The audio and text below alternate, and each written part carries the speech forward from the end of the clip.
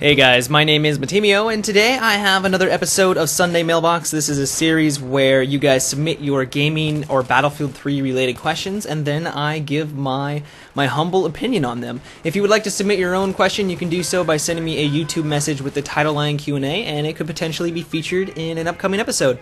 The first question for today is, do you think the rent-a-server feature has ruined Battlefield 3? I play on the Xbox, and it seems that every time I join a game, it's something stupid like Rush with 300% normal tickets, so the attacking team always wins. Another problem I've been having with these servers is that my friends and I either get team switched or banned just when we start to do well for no reason. So this has actually been a known issue on PC for quite some time now. Ever since Battlefield 3 came out, PC players have had the option to rent servers and change the settings. At the beginning, when Battlefield 3 was just released, this really wasn't much of an issue. Everyone was playing on normal servers with normal ticket counts.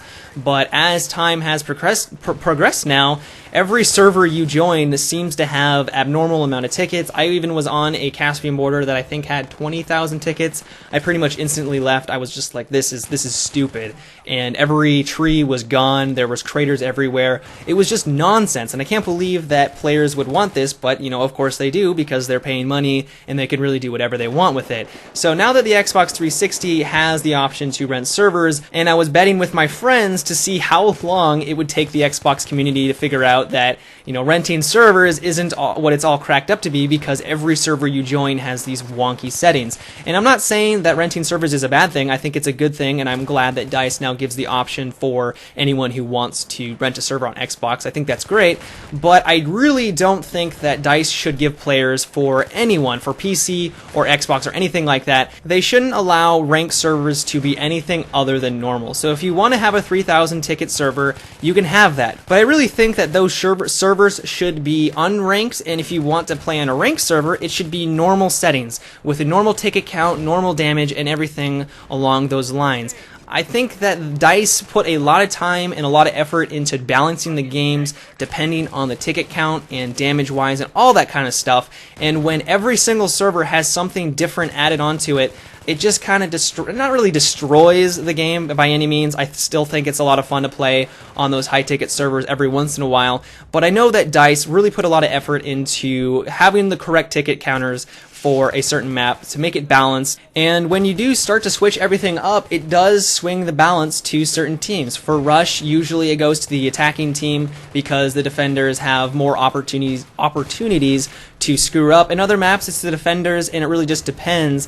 But I just believe that DICE should eliminate the option that if you are going to use these crazy setups or these high-ticket servers, they're going to have to be unranked. Still give people the option to do that if they want to, but if it's going to be a ranked server, it has to be the normal settings. I'm really not sure what DICE was thinking on this matter, but it would remove a lot of headaches, at least in my opinion. It would make games not last 2 hours. I was on one match that went for an entire hour, which in my opinion is a little ridiculous. So I completely agree with you, and I would like to see DICE take some sort of position on this issue. The next question for today is, it seems to me that the support isn't a very viable class right now.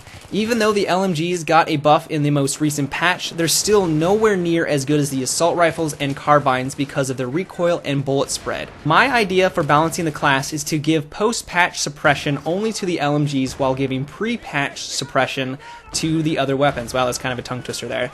This would specialize the support class as the suppression class, giving it the role to fill besides distributing ammo. What are your thoughts? So I'm not really sure if I'm completely on board with your idea. I do agree with you, though, that the support class is underpowered. It's just not as effective as the engineer or the assault class, but I'm just not sure if DICE even goes down this route, if they did reduce the suppression effect back to where it was pre-patch but left the LMGs to where it is now. If that would really improve the support class and make it more enjoyable or more effective on the battlefield. Really, the suppression effect just benefits players who are bad at shooting and can't line up their shot. And since the LMGs, that's going to happen a lot more often because the recoil is just a lot more unmanageable, and bullet spread is a huge factor as well. So I can see where, I guess, just because of the nature of the weapons, that having this in-game would help them.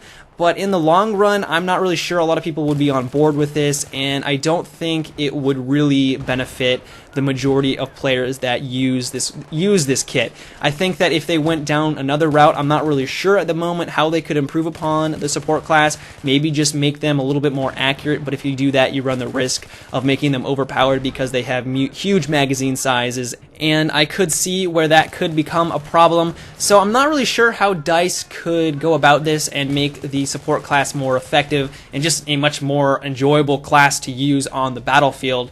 But I do like your idea. I'm just not sure if it is the best way to tackle it. But that's it for today's Sunday Mailbox, guys. I hope you enjoyed. If you did, or you want to support my channel, I would appreciate it if you give this video a thumbs up, and if you haven't already subscribed to my channel for more videos.